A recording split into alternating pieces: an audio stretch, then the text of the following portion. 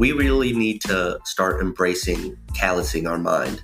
And I've gotten that from David Goggins. So basically what callousing your mind means is, think about it. When you first start working out and you're gripping on that damn barbell and dumbbells and pull-ups and you're putting this friction and force on it, and what happens? Your hands hurt like hell the next day. They're sore and tender and they get ripped up. And your body tells yourself, okay, we need to adapt. We need to put some harder skin here. We need to put some calluses here. And then over time, your hands are callous. That shit doesn't hurt anymore.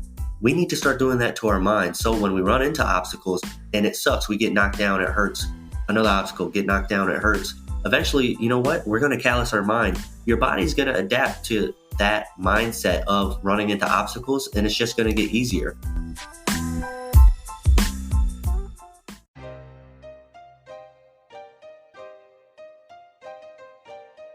You are now tuning in to the Roughnecks Podcast with your host, Cole Nixon.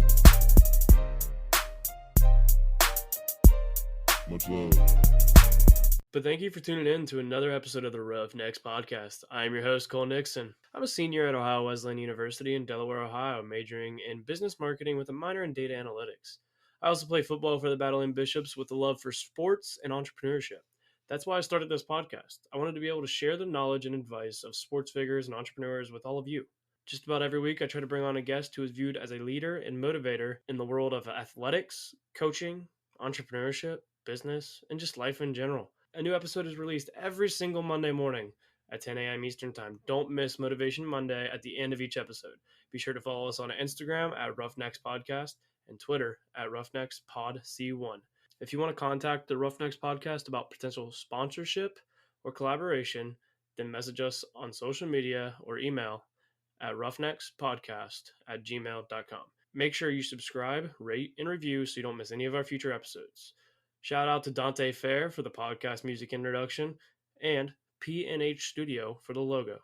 Now let's get into this week's show.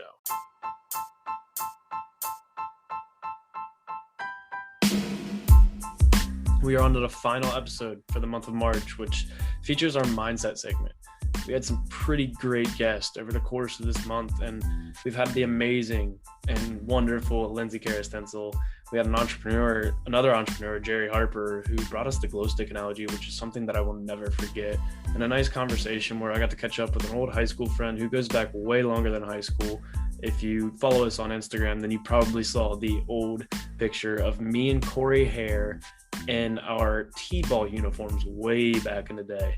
But he talks us through how Monday sets the tone for your week. And that is something that I value very much and needed to hear at this point in my life. And I decided that I wanted to bring back on Chris Bonner to finish up the month of March. And this is our first ever guest for appearance. I mean, it was a pretty easy decision considering Chris has the third best episode of all time. But Chris and I dive deep into this idea of mindset, and this is just a great learning episode in my opinion, and I truly hope you enjoy it and value it as much as I do. I mean, we're pretty open and upfront about everything, and some things get personal while some are general, but let's dive into the final mindset episode for now. And I would like to apologize ahead of time for the audio quality. It was fixed to the best it could be. Shout out to your podcast editor. He helped me fix it as best as he could. I was too close to the microphone. My microphone's being touchy. I don't know. It was fine when I first started with it. Now it's starting to get a little weird. Hopefully I don't have any other issues with it, but it's fixed the best that it could be, and it'll be better next week, I promise. But for now, let's get into this idea of mindset one more time this month. I have been looking forward to this episode for quite some time now. This is episode 28 of the Roughnecks Podcast, and we have our first ever guest reappearance. Joining me after making his debut in episode 6, which was way back in October of 2020, but he's here to wrap up the month of March. Welcome back to the Roughnecks Podcast, my big brother, Chris Bonner. I appreciate that, bro. I had such a good time when you invited me out. I had to come back. Yeah, I got to explain the Big Brother thing. I don't know if I explained it on the last podcast or not. I can't really remember, but the Big Brother, we always assign Big Brothers when we come in to here at Ohio Wesleyan. And Chris was mine my freshman year. And let me tell you, I got one of the best big brothers, I think, because you guys, you in that group almost brought me in, and it was awesome. Yeah, I remember when we first did that, because I don't know if you remember actually, but on your recruiting visit, I don't know how many you did, but at least on one of them, I met you on the recruiting visit. You had the cast on, right? And we were at Cam Smith's bedroom, and I met you there. And I was like, oh, that kid's cool, whatever. We didn't really talk too much. And then when I noticed that I was your big brother, I was like, oh, shit, I already know this kid. We weren't, like, the first 2 weeks during camp, like, we were cool, but we weren't, like, super close all like that. Like, and then I don't know what happened. As soon as, like, that first weekend hit, like, we just clicked. I don't even remember how exactly I first ended up going over to the room with all you guys. Right. Honestly, think it might have been because my roommate was Dan Gowans.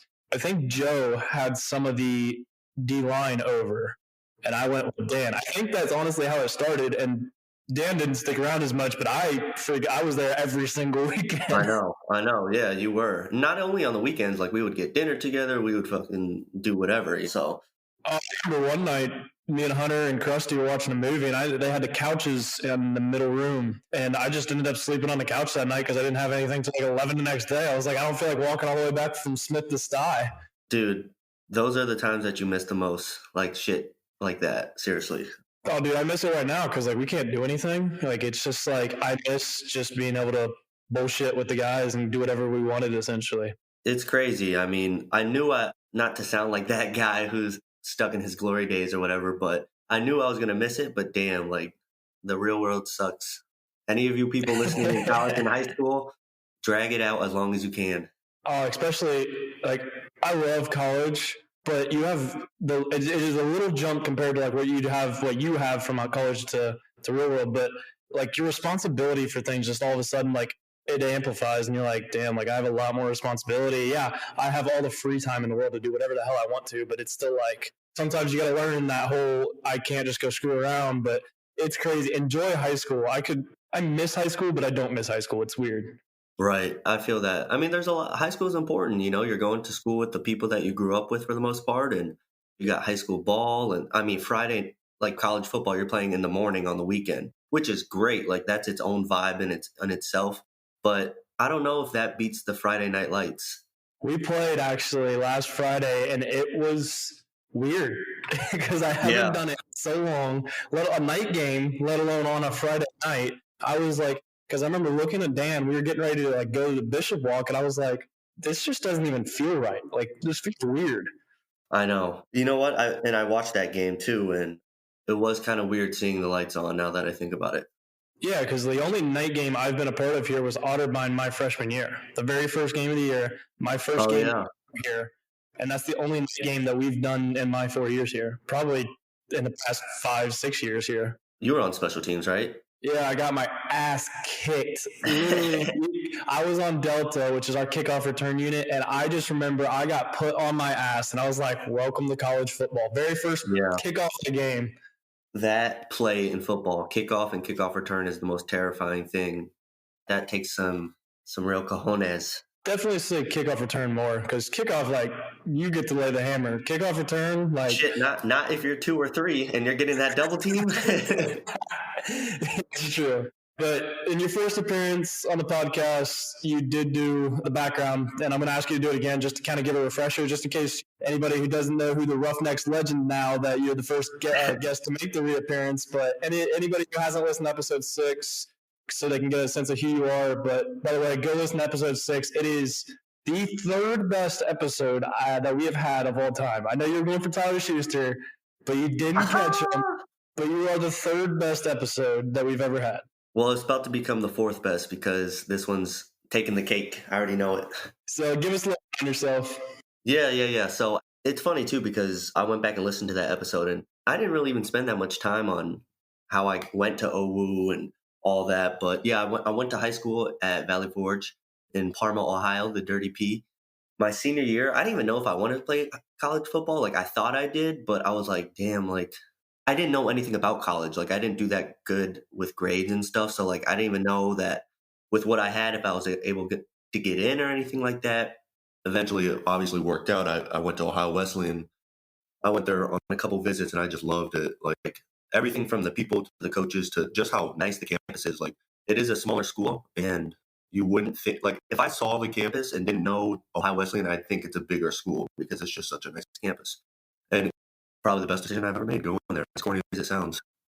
Yeah, like that's the thing. Like everybody that I've talked to, not even just Ohio Wesleyan, it's like when they figure out where they want to go, they're like, you go on a visit, you kind of like it, and like you keep going, and then all of a sudden, like you realize, like it like feels like a home almost. Like it's weird that everybody says it. It's not just the Ohio Wesleyan thing; it's wherever people usually go to school because it is your home for the next 4 years. It's your home and it's really your family. Like I'm telling you, I've never been closer with the people. Well, not to, other than immediate family and stuff. I've never been closer to the people that I met there at Ohio Wesleyan. You know, everyone that I know, even the people who I don't really know, I'm still close with. I feel like it's just that kind of place. Oh, 100%. But you're one of my loyal supporters, I'd like to say, which I greatly appreciate. And people like you who support the passion. I've had a few people, I won't mention anything, but few people made some nice donations to the podcast, which I really appreciate. I don't ask for donations. I don't need them, but I really do appreciate it. You actually, though, you hooked me up with Richie Worship, who was on an episode, the first ever, I believe, D1 running back, the Big Ten running back that I've had on here. I think he's not the first D1 player that I've had on here because I've had Cotter on here as well. But that's right. He was the first, like, recent, I guess, no offense, Cotter, but recent D1 athlete that I've had on here. So I appreciate the hookup on that. Oh, yeah, anytime. I was thinking about it before I got on, and I got some more people for you. So, I mean, I love the podcast. I actually do listen to it regularly. And, like, as long as I can see this thing growing, it's going to be great. So I'm just going to keep suggesting them. And if, Cotter, you're listening, they didn't have film when you were playing anyways, so it's not a knock. He does like to say that his best play, he had a fumble recovery, his first time ever being long snapper. So I don't know. No one's ever actually seen it, so it might not be true. He's a great storyteller. Yeah, that is 100%. He was one of my favorites to record with, just because it was fun he was one of the most fun people to record with. He just kept the conversation going. He didn't even have to push the conversation. I know. Well, he's a great guy, and he's one of those guys who. It's like a switch. He's either super goofy and joking around with you, or he's being dead ass serious and in your face. I said this I think last week at practice. Cotter is the scariest coach that I've ever heard yell. He's like a military instructor, except even more intimidating in some aspects. 100%. So I've done this the past 3 weeks now. And I do it because I feel like the question that I'm about to ask you fits well with our topic this month, which is mindset. And it's something I steal from a very successful podcast hosted by someone who is very successful himself by the name of Michael Redd, who I'm also working on bringing on the Roughnecks Podcast.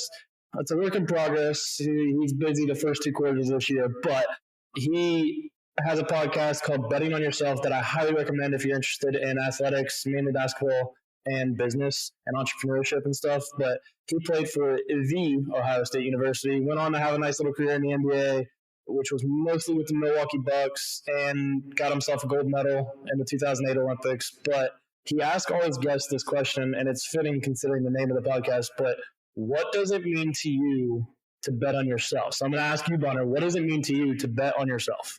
Yeah, so I think betting on yourself, what it really just boils down to at the end of the day is just having the ultimate trust in yourself, which might sound like a simple thing to do, but it really, really isn't. To fully 100% trust in yourself and your worth ethic and your play capability or study habits or anything like that. It's really hard to do that. I mean, think about it. Whether anything you're doing in life, let's just say, I'm not even going to talk about football. Let's just say a test. If you study your ass off for this test and it's a really important test, usually still go in with the attitude of being nervous because you're not 100% betting on yourself when you're having that emotion in a way. And betting on yourself, it's not about what's going on at the time. Cole, if you're covering a post route and the quarterback throws it up and it's a 50-50 ball, that's not the time when you bet on yourself. The outcome of that play has already been determined. The time you're betting on yourself, it starts in practice of that week, or it starts in the preseason. It's when you're willing to find out if you're 101% into perfecting your craft. That's when you start betting on yourself. You know what I mean?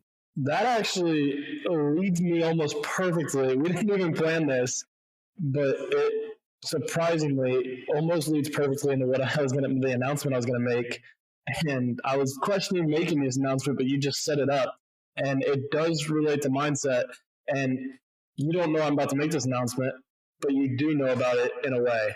I didn't tell you I was going to do this, but I kind of talked about it with you a little bit. I've been asked a few times about the logo. We have the bull as our logo and the Roughnecks being our name. And everybody, I've been asked why it is what it is. And honestly, I've never had an answer. It was, as many of you know, this podcast started back in September of 2020 with Teddy, who was on the first episode with Callus. And then I literally have no idea where we got the name Roughnecks. And Teddy, I think, was the one that came up with it. And I was like, yeah, sure, sounds good. We didn't really have a reason for it. We just went with it. And you could maybe make the claim Teddy and I are both country kids and like to consider us tough kids, whatever. Teddy said Roughnecks. He's from Texas. I like it. We went with it. But I was making a logo one day, just saw the bull and just went with it because I just felt like it matched. But then there's I never had a true meaning behind it. But now I'm going to put a true meaning behind Roughnecks Podcast and have basically a slogan. And our new slogan that I'm going to go with is grab the bull by the horns. Now I'm going to explain this a little bit and kind of the meaning behind it. But when you think of the bull, I'd like to think of a tough, hard nose. But a bull, it'll throw you off and knock you to the ground. Think of a bull rider. Those guys are tough as nails, but in my opinion, they're tough as nails. But they get on a bull and get thrown off and get up and go again. And that's what I kind of want this podcast to serve as that perspective. I bring people on all the time who go through struggles like Bonner, you've gone through struggles. We talked about it on episode 6. We're probably going to get into it a little bit more tonight. But people that are doing extraordinary things now. Now, take that bull of life, grab it by the horns, take control. Only you can control your life. Don't let the bull of life control you. So that led me perfectly into that, and I'm happy that it did. But that's our new slogan of the podcast. What do you think about that, Bonner? I think that's great. And you know what? You did hint to me the other day about that, but it works perfectly. And it really is something that people got to keep in mind because, like you said, you got to take control of life. It's just like life and a bull. You know what? A bull doesn't care about your feelings when you're in there bullfighting. Life doesn't care about your feelings. A bull doesn't care about what problems you have going on. Life doesn't. Don't get me wrong. Your friends, your family, your coaches, everybody's there for you. But life truly does not give a single shit that you are going through anything. It's still going to go on. The sun and the moon is going to come whether or not you're struggling or not. You know what I mean? So you just got to control it and take care of it yourself. That's the thing too. Like you said, a bull and life are the same. A bull's going to knock you down. Life's going to knock you down. But it's not about that mindset that you almost have to have. It's not about getting knocked down. It's about what you do after you get knocked down. Because that's what really defines you. It's not how you got knocked down. We're all going to make mistakes. We might have knocked ourselves out of it, but it's not about how you got knocked down. It's about how you get up and how you respond. Because what's the whole thing? E plus something. It's about your reaction, not the event. It's about your reaction to that event. Right, exactly. Because if it's impossible to go through life without going through something, you know what I mean? A setback or a right turn or something like that. It's impossible. No one's living a life like that. And if you were, it'd probably be a boring ass life because, first of all, the stories that come from failing is motivating itself. Whether you're listening to someone's failed and success stories or going through them yourself, it's an important part of life that you got to embrace in a way. That's funny that you said that because that just made me think of what you said to me after the game. Yep. We took a tough loss to Denison last week. We were up 2 minutes left. They drove down on our defense, kicked a field goal to take the lead with 20 seconds left in the game. And it's against Denison, which most of my listeners, I feel know. But Denison's almost like a rival to us. Witt's probably our biggest rival, but Denison's close, in my opinion. Oh, they're definitely number 2, I think. Oh, 100%. We hate Denison. We call it Blood Week for a reason. We do not like Denison. And I have a personal hatred for them. Can you blame us? No, especially, dude. I grew up 15 minutes from Denison. Right. My house is 15 minutes from Denison. So and this is a side note. They never recruited me. I'm gonna pull the Michael Jordan, and I took that personal. But I really did. It makes me pissed off. And every time I play them, I feel like I'm just so much more amped up I'm literally ready to like take someone's head off. You got to show those coaches they made a mistake. But the funny thing too is I know one of the coaches decent, not like real well, but he teaches with my sister, and like he was actually working out. Me and him worked out at the same gym over the summer. You fucking traitor. No, he works out at a gym in Heath, like, which is not even where Denison's at. So like, and we were sitting there, and he was staring at me. I was staring at him, and then all of a sudden, like, I was like, I know that guy. And then the one day he came in with the Denison football shirt on, and I was like, you motherfucker. But this was also after we beat them that year. So I walked over to him and I went, hey, you still handling that loss? Oh. But I already knew, I had an idea that I knew who he was. Right. Because of my sister. Like, I'd seen him before, not through Denison. So Yeah. I was like, I kind of said that. And he goes, you're Michelle Payner's little brother, aren't you? He goes, you're Michelle's little brother, aren't you? And I went, yeah.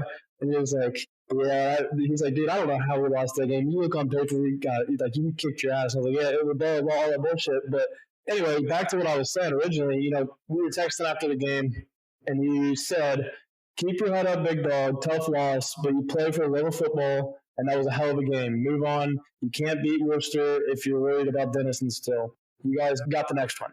And I'm going to start with that, and that's that whole football mentality. And I want you to, like, I kind of want us to expand on it because, you know, we always say next play.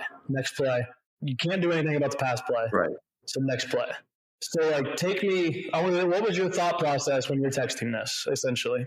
It was a really good-ass game, and you guys looked great. They looked good. It was a good game. Those games are always super close. You know, they always go that way. So I definitely wanted to reach out to you and just, I mean, we talk anyways, but I could imagine the feelings that you're feeling, and I wanted you to know that those feelings aren't going to do you any justice a couple weeks from now when you guys have your next game.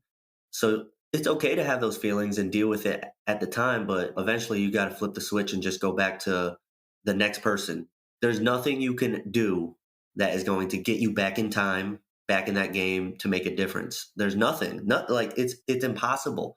So you're not doing yourself any favors by feeling sorry for yourself. And the only thing you're doing is setting up the process of it happening again. 100%. And like, it's those little things too that mean a lot to like players. And it's something that like, that's why we've always looked up to you guys, especially like, because I had before that game, Ben Rubel, Brad, you, I believe Harv, and Jewel. I'm probably missing Jewel didn't text me or anything, but I'm probably missing a few.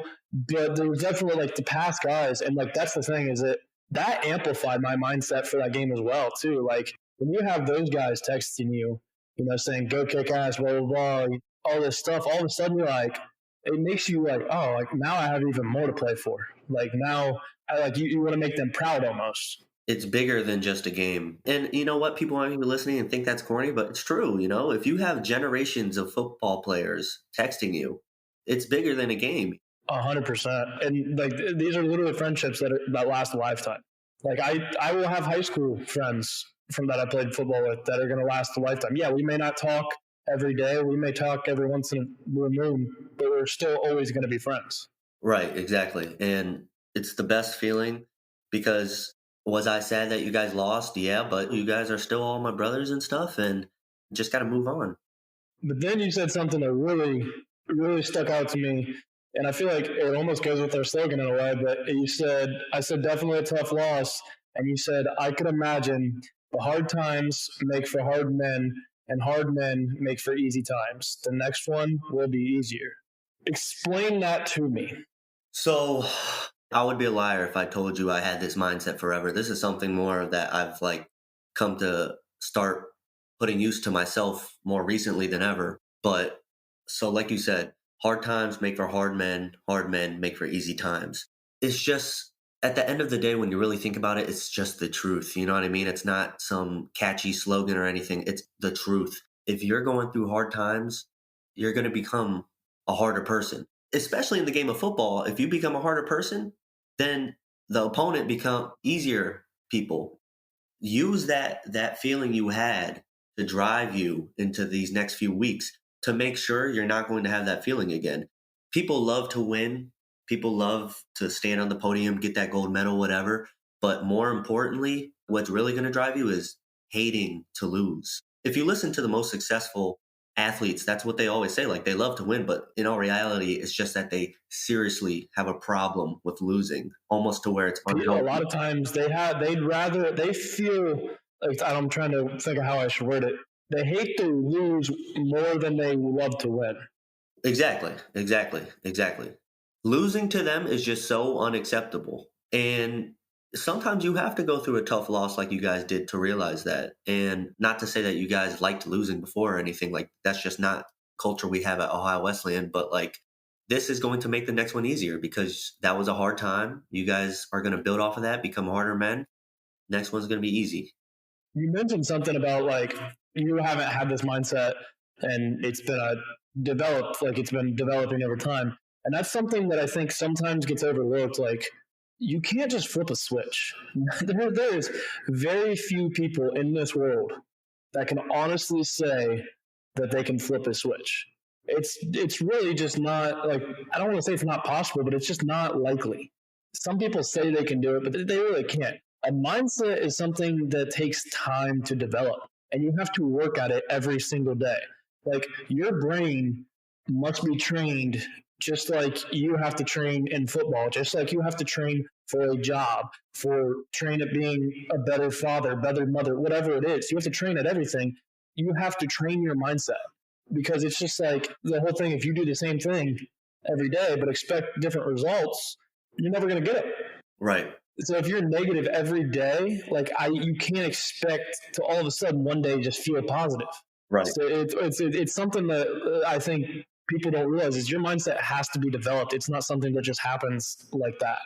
No, not at all. And how's the saying go? Or the true definition of a psychopath or crazy is if you do the same thing over and over and expect a different result, something like that, which is really true. Like, I'm going to sound like a meathead here, but if you go on bench and bench 135 every week, boom, boom, boom, and it's light for you and it's easy and you're not even sweating or making any faces or noises and you're just chilling under that bar, you're a crazy person if you think you're going to see anything different. You have to put yourself through that stress.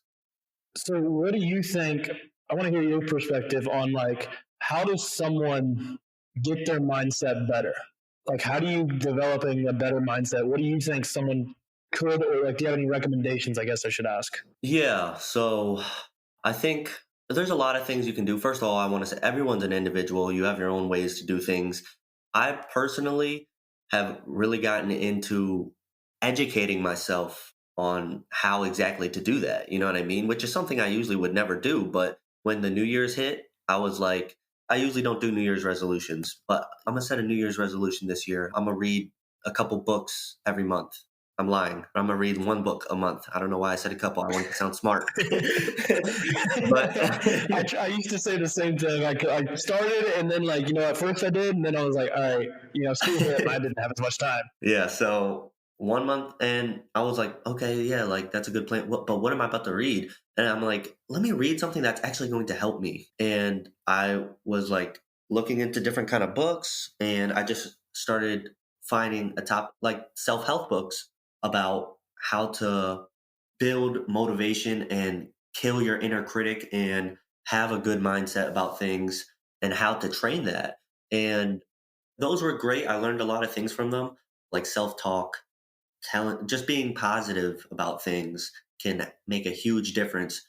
Preparation is huge, and not procrastinating, doing things now to make things easier in the future, which is it falls into everything we've been saying as well. I personally found that something that really helped is focusing, having my goals in mind while I'm doing something I like to do.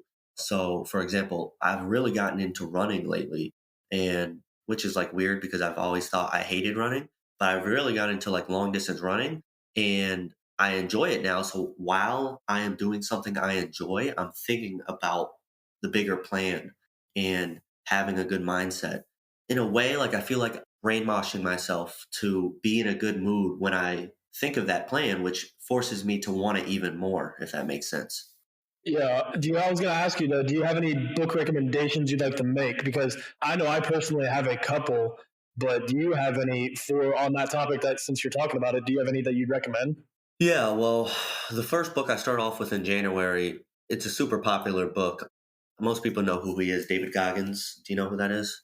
Yes. I've been wanting to read this book. I'll give it to you. I bought it, so I didn't rent it, so I'll give it to you. But it's great. It's great. And that's what I mean. Like, you can motivate yourself from listening to other people's struggles in a way, which is exactly what his book is about. I mean, he does everything from tell his life story to giving you actual education on how to fix your mindset.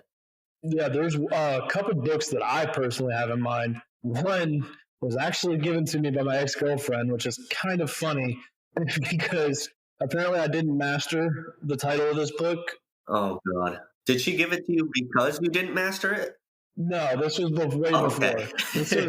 We did like the TikTok thing for Christmas because we both didn't have a whole lot of money. So like it was like something to read, something of that's my favorite color, blah, blah, blah. It was kind of whatever. But the book she gave me, it was also another pretty popular book, and it's by Mark Manson. It's called The Subtle Art of Not Giving a Fuck. That's great.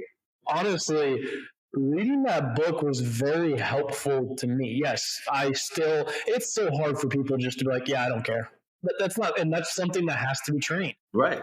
It's one of those two, where I look at it, the title of the book sounds like, yeah, you shouldn't just give a shit about anything. That's not the reality of the book. Like, the reality of the book is it teaches you it kind of helps you learn what is important to give a fuck about and what is not important to give a fuck about. And it was a great book. I definitely recommend that book. And then another one that I have, and it's actually kind of where this whole monthly topic idea stems from. You kind of know a little bit of it. It's a Jim Tressel book called The Winner's Manual. Oh, yeah. We have something similar to it here called The Champion's Manual. And that's kind of where this whole thing came from. But that book is another good one. I have a few other ones that I have not read yet. I have Urban Meyer's book. Yes, I'm an Ohio State fan. Okay, I have a lot of Ohio State books that I like to read. But there's some other great ones out there. They're a great winning program, so can't blame you. Yeah, 100%. You don't want to read a book about a team who loses a lot. Yeah, and like me personally, I take a similar approach to you, but a little bit more, a little different. Last week's episode with Corey Hare, he said Monday sets the tone for your week. And I 100% agree. Monday sets the tone for your week. Let's take that down a notch, though. And I look at it now, what you do when you wake up sets the tone for the rest of your day. I personally have been wanting to get up earlier in order to get things accomplished, because the few times, I'm not saying I'm perfect at it, I really struggle. Today I didn't wake up till 8:40 or 8:30 because I had lifting at 9, 8:30, and then I get up, I get dressed, and I go straight to lifting, which is not at all what I want to do because, yeah, I had a great lift, but I want to get a couple things done before I have lifting, because the few times that I've got up early, got things accomplished, all of a sudden, like, I feel like proud of myself, and like my mindset's like, all right, let's get this done. It's not like, oh, I got to go to class, I got to do this paper. Like, I'm like, all right, let's tackle this problem. So like I kind of stole it from Parker Smith. A lot of people do it. I've taken Nixon things from everybody, but I want to wake up 7:30 at the latest, because if I want to sit here and say I want to wake up at 5:30 every day, being in college, that is difficult because there's a lot of times you're up till 12:30, 1 o'clock in the morning. So my thing is I want to wake up that like at least 7:30. And I've actually taken reading. I try to read at least 10 pages a day.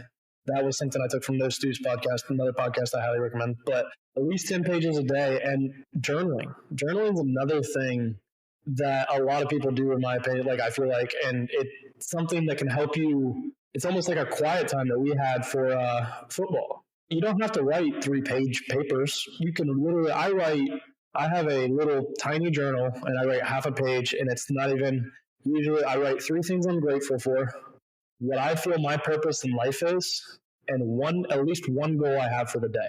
But because then I have that in my mind, all right, I'm grateful for and I'm also thinking it's important to have an attitude of gratitude. You got to be grateful for things, and you have to take into account what you're grateful for. Otherwise, you're becoming too selfish of a person, in my opinion, if you don't recognize the things that you're grateful for or the people that you're grateful for.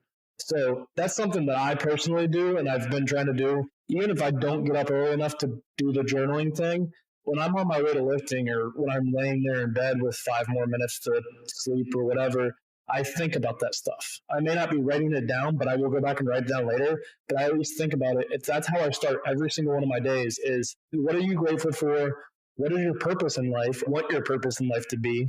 And what is at least one goal you have for today?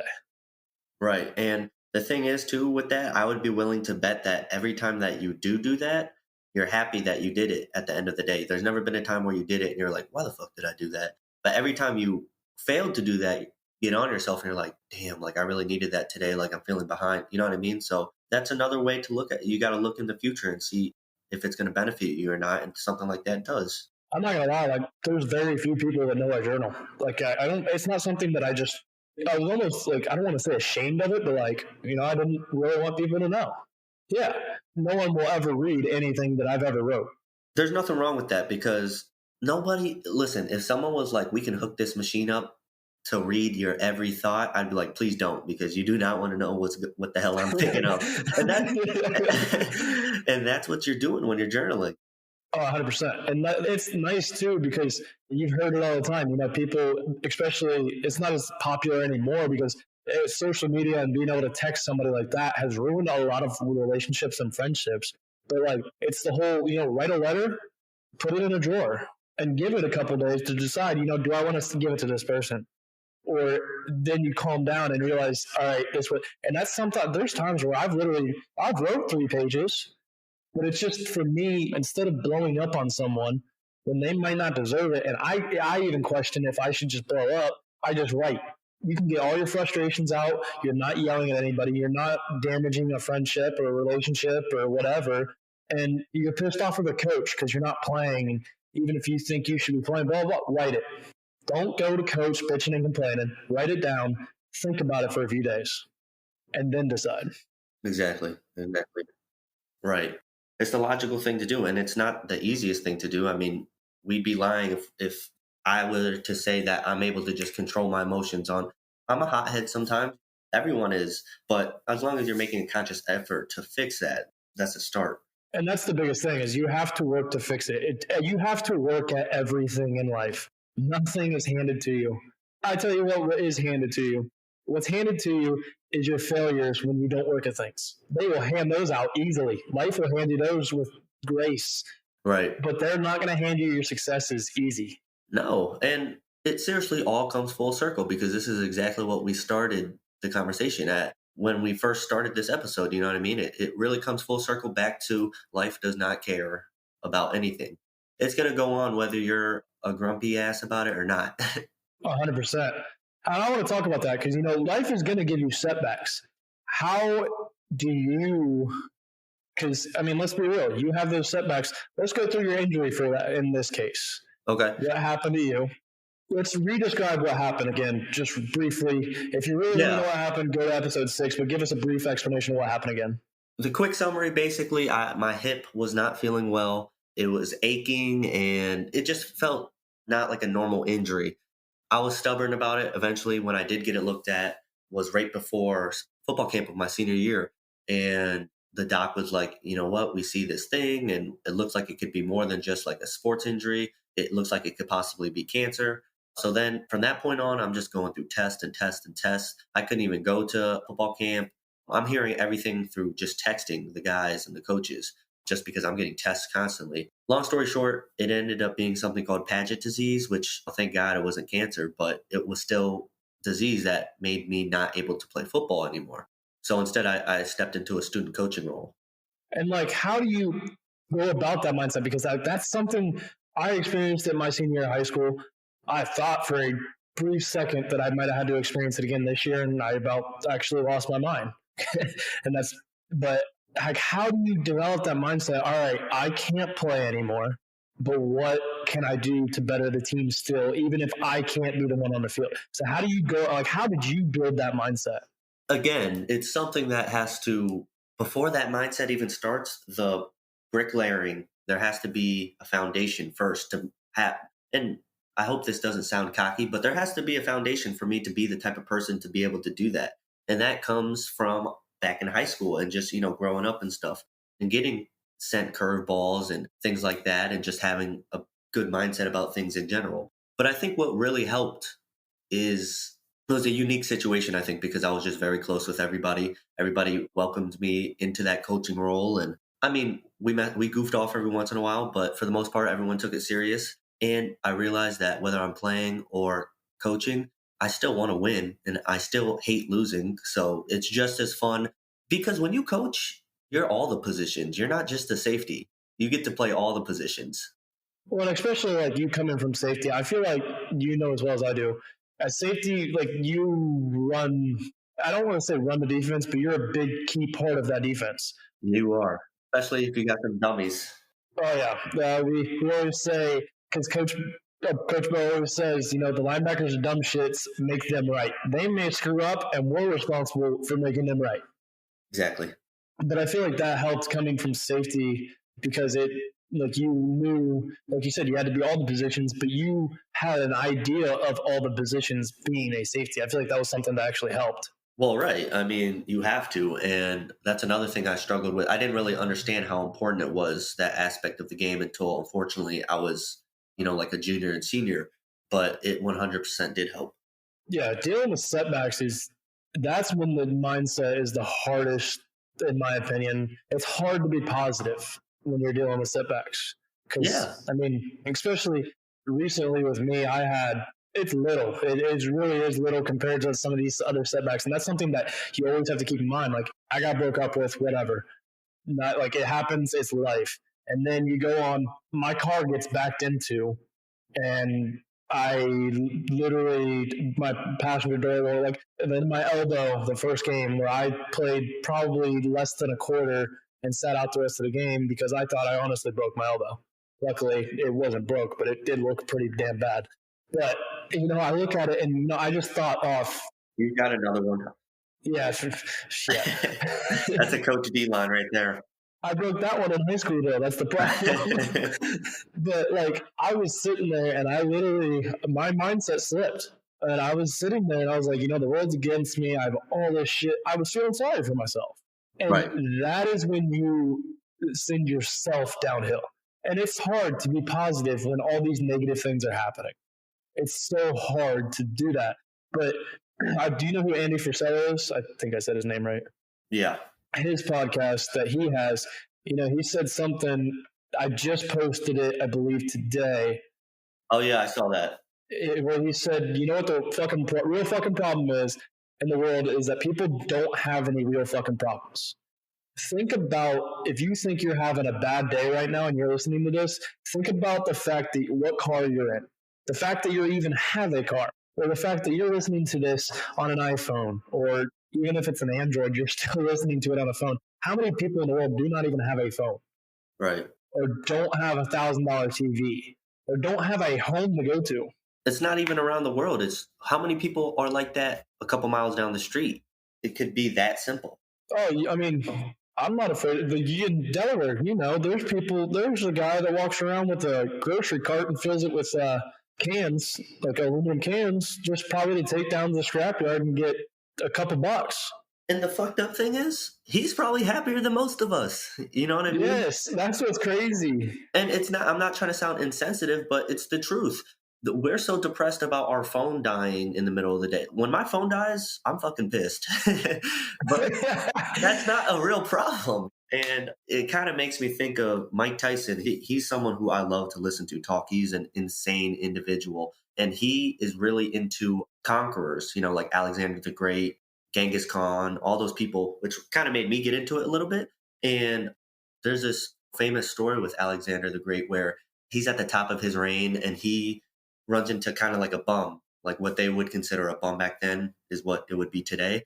And he's like, I've been watching you these past however many years, and here you are still sitting here, and I'm willing to give you whatever, and this is documented, who knows if that actually happened, but I'm willing to give you whatever you want. Like, what do you want to make you happy? And the bum looked at him and said, well, for starters, you can get out of the way of the sun. Let me enjoy the rest of the day.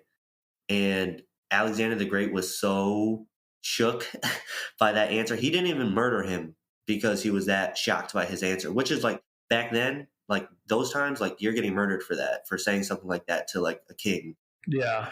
He gave him a pardon because he was just so like he didn't understand how he could have nothing but still appreciate something like that. Oh, it's crazy that you hear it all the time. A lot of people are happier with the less things they have.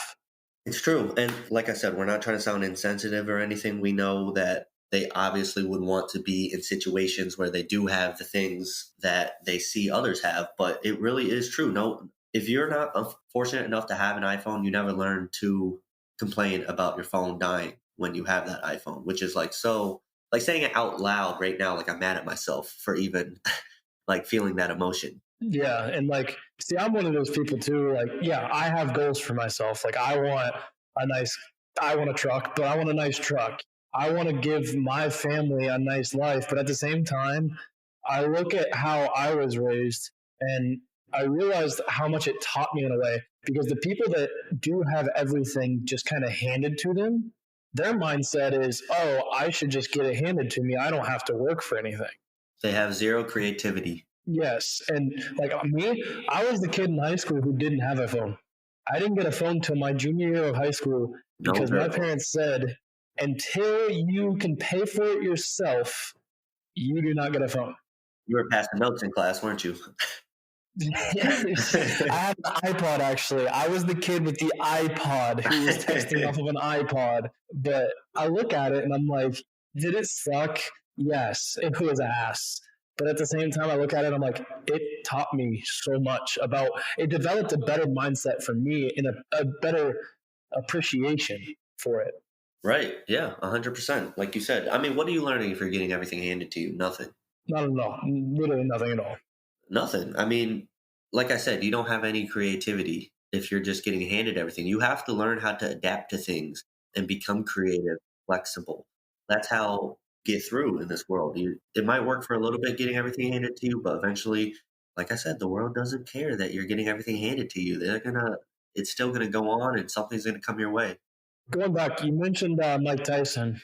Fun fact about that is, you remember Buster Douglas? You're gonna have him on the show? No, not him, but Buster Douglas, who knocked him out 31 years ago in Japan. I may have Buster Douglas on. I had his son on, Artie Douglas, the week before actually Richie came on. I had Artie on, and in May, I'm going to try and get a Buster Douglas to come on this podcast. Bro, that'd be crazy. You'd have to let me join and I won't even say anything. I just want to be there live. I'll just make a big Zoom call and be like, oh, listen, anybody can come, but if you say a word, I swear to God, I'll kill you. Exactly. You know what's funny? I've actually this isn't nearly as cool, but I've met Muhammad Ali's trainer before. It was when I was going to military school. I wasn't in like military boarding camp or anything like that. My dad was in the military. And I was going to school on a military base, and he was in the area. And I guess our school principal was cool with his son, and he came and talked to our school. And then he actually came and specifically talked to the classroom I was in because he had relationships with that teacher too. So that was a cool experience. He was a cool guy. All right. I think we've talked and had a good talk about mindset. In my opinion, this was a very good talk about mindset. So I'm going to wrap up with a few final questions that are not necessarily about mindset, but just kind of general questions. If you could go back in time and tell yourself one thing, what would it be? So I think what I would tell myself is a lot, first of all, but there's two things really. The first thing is to enjoy the time that you're in. Like I kind of touched on earlier. You're going to miss college. And when you're in college, you're going to miss high school. And when you're in high school, you're going to miss, you know what I mean? It always trickles down. And even now, like I miss college, and then COVID happened and I'm working from home. And then now I'm working back in the office and I'm like, damn, I kind of miss working from home a little. Like you're always going to not appreciate the time that you have. So you really have to just chill, slow down, and enjoy what you're going through right now, because you don't know when a few years down the road, you're like, damn, I wish I could go back to that time. And also talking about motivation, I think, and mindset, it's very easy. It's very easy to get motivated. You know what I mean? You can get motivated in an instance, but the tricky thing is to stay motivated. And I think I would go back in time and tell myself, you can get motivated all you want, but the trick is to stay motivated. That's the thing that's actually going to help you become a successful person.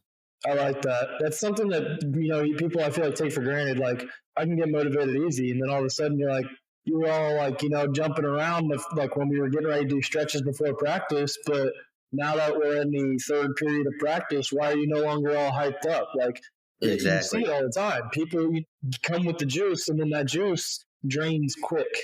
You cannot let that juice drain quick. You have to keep pushing and keep that juice through everything that you do. That is how you truly become successful, is to keep that same energy 24/7.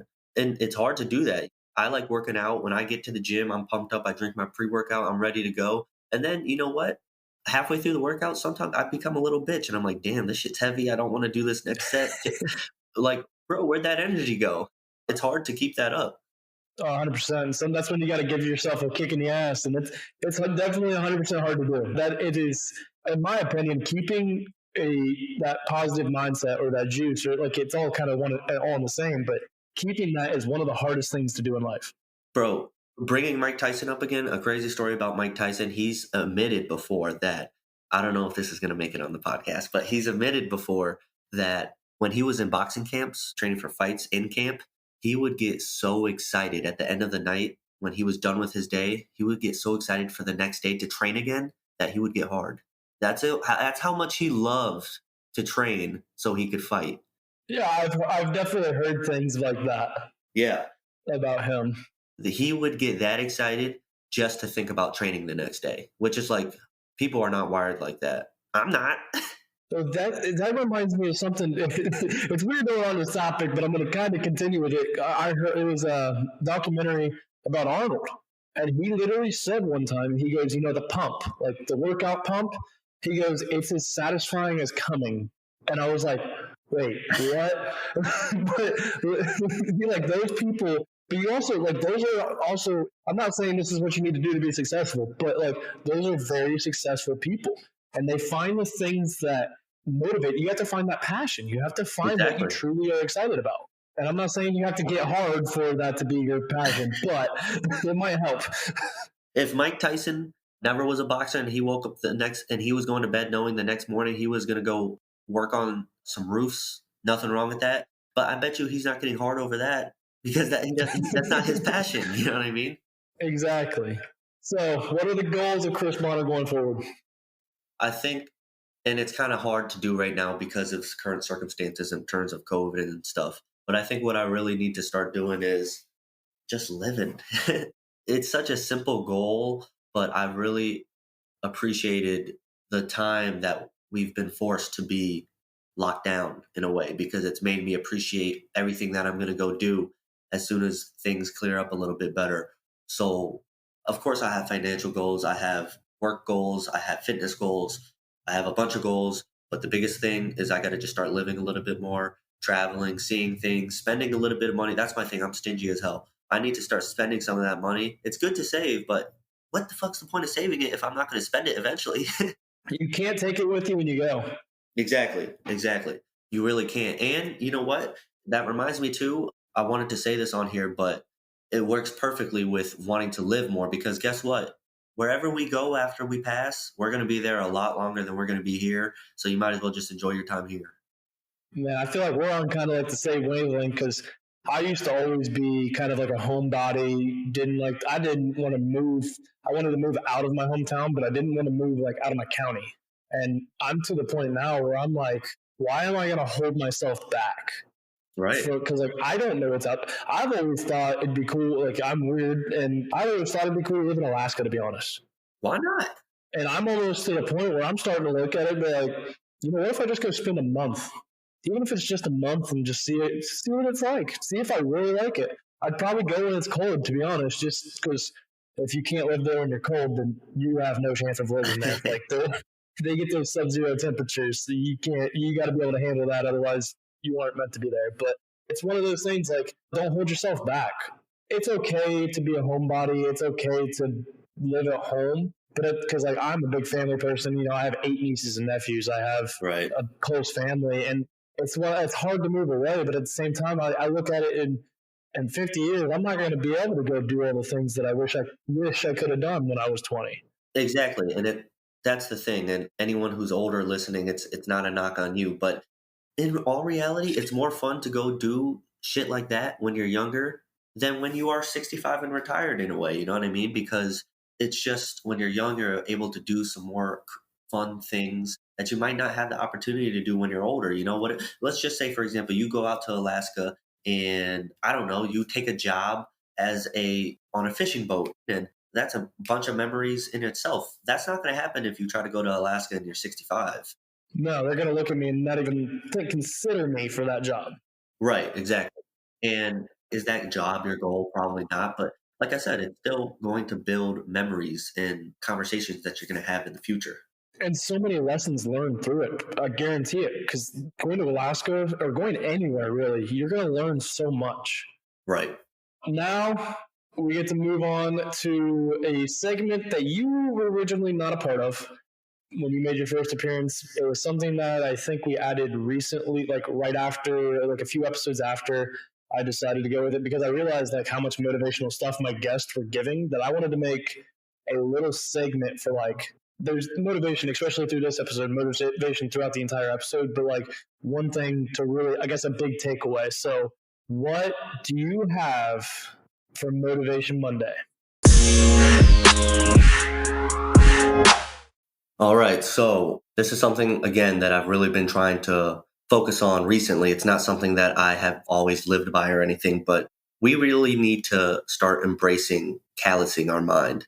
And I've gotten that from David Goggins. So basically what callousing your mind means is, think about it. When you first start working out and you're gripping on that damn barbell and dumbbells and pull-ups and you're putting this friction and force on it, and what happens? Your hands hurt like hell the next day. You know, they're sore and tender and they get ripped up. And your body tells yourself, okay, we need to adapt. We need to put some harder skin here. We need to put some calluses here. And then over time, your hands are callous. That shit doesn't hurt anymore. We need to start doing that to our mind. So when we run into obstacles and it sucks, we get knocked down, it hurts. Another obstacle, get knocked down, it hurts. Eventually, you know what? We're going to callous our mind. Your body's going to adapt to that mindset of running into obstacles, and it's just going to get easier. If your body can automatically do it for your hands, your brain's extremely, extremely smart and complicated. It's going to eventually do it for your mind. Callousing your mind is huge because you know what? My biggest fear is eventually when I pass, whatever you believe in, if I meet whatever I need to meet when I pass away, and he says, listen, Chris, you were a great man. You did this, you did that, you did this, you did that. And you know what? And I'm sitting there and I go, wait, no, I didn't. And he goes, well, you could have. You had the ability to. You should have, but you didn't because you didn't callous your mind and you were soft. And once you hit an obstacle, you gave up. But this is everything that you were capable of. Like, man, I would feel like shit. I guess that's a metaphor. That's a really good metaphor, like to think about. Like, but it's in reality true. Like, you think about it, like you said, you used the whole callous with your hands, like your mind. All right. But you look at, I think what I was thinking of when you were talking about that was the whole hot stove thing. You know, you touch a hot stove for the first time and you're like, ow, that hurt. Right. Then all of a sudden your mind develops and you realize, hey, stupid, don't touch that. It's hot and it's going to hurt. Right. And that's the mindset, like you have, and that goes back to the whole thing. You have to develop your mindset. You have to build your mind. Your mind is a muscle, right? Correct? Your brain's a muscle? I would agree, but I'm not trying to sound wrong in front of millions and millions of people. Yeah, so you have to build up your mind just like you build up your muscles when you're working out, or build up your knowledge when you're reading, or when you're learning in class. Like, your mind is something that is you have to continue to work on it every single day. And that's not just your mindset. That's just your mind, your brain in general. And that was a really good motivational Monday. Thank you for that, Christopher Bonner. Yeah, no problem, bro. I'm a better motivational coach than I am athlete in some aspects. So now it is time for the final segment of the podcast, which is a quick one but a fun one, and it is called Rapid Fire. Rapid fire, I'm going to give you 5 or 6 this or that questions, pretty dumb, self-explanatory questions, but answer them as quickly as possible. Are you ready? Let's do it. Leg or arm workout? Arm. Upper leg day, baby. At home or gym workout? Gym. Night or morning workout? Ooh, morning. Night owl or early bird? I would say early bird. Ohio or New York? Ooh, that's tough. I'm going to go with, I got to give Ohio love. Okay, then we'll go Parma or Delaware. Oh, shoot. This is hard.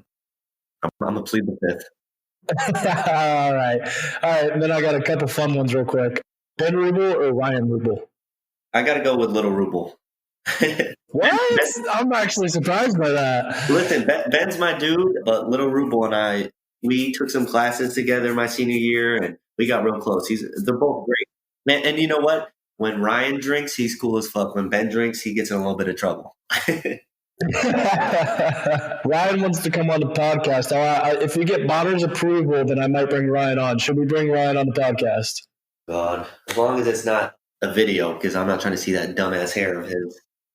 Oh, definitely not. It's only audio. Okay, he might be good. All right, Ryan, if you're listening, you might have got the approval. I might find a spot for you. But last this or that question, take a lap or give me 10. Oh, make it 2. That's something that we've had. It's an inside joke. I actually said it at practice as a take a lap the other day, and I realized that no one understood what I was saying. It kind of upset me. Depressing. Yeah. Today, actually, I said somebody did the Chris Bonner with the incomplete pass when they didn't really, they weren't actually, they really did anything. And I think it was Albers said something about, I did the Rubel. Me and Bo were like, no. Rubel stole that from Bonner. You just did the Bonner. Right. Thank you, Bo. I appreciate you keeping my legacy alive. It is a legacy that will forever be alive. But with that, that's a wrap on episode 28 of the Roughnecks Podcast. 28 straight weeks is just crazy to me. I love every second of it, and I hope you do too. And if you do, then be sure to subscribe, then leave a rating along with a review. Thank you to everyone who purchased some stuff for the first ever Roughnecks apparel launch. Bonner, you even got yourself a shirt. I'm still waiting on those shirts, so if you're mad that I haven't got you a shirt, everybody, I'm sorry. I'm waiting on the shirts as well. But there is another sale coming in May. That's my tentative goal. I call these launches, but they're going to be kind of seasonally oriented. So May is going to be like a summer launch. I actually just ordered a good amount of stuff that will be on limited supply for that May launch. So be sure to get your orders in early when we make that announcement in May. I have another big announcement to go with that, so be sure to stay tuned with all that. And you can do that through following us on Instagram at Roughnecks Podcast and Twitter at Roughnecks Pod C1. Thanks for listening, and don't forget, grab the bull by the horns and take control of your life. Roughnecks out.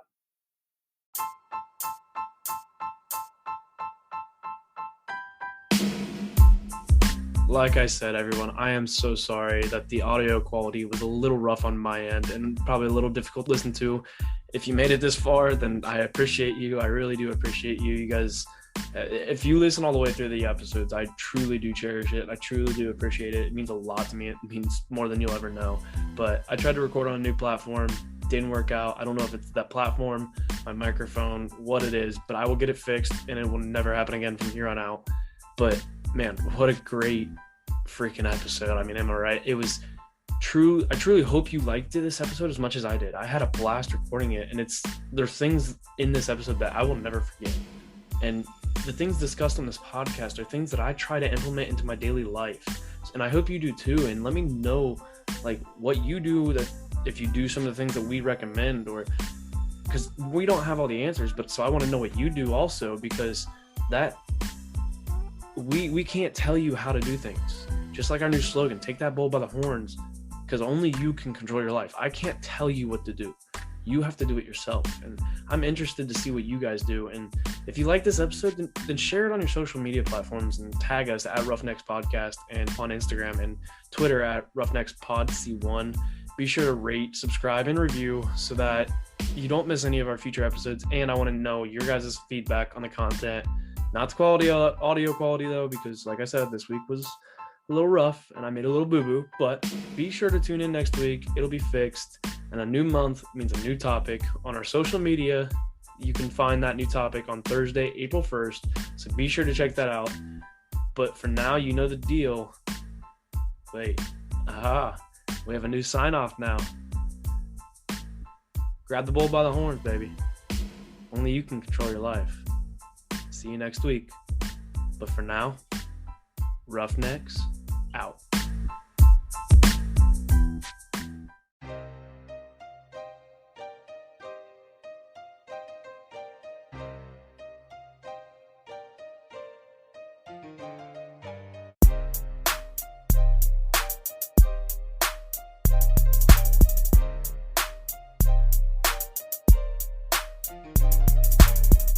Oh, thank you.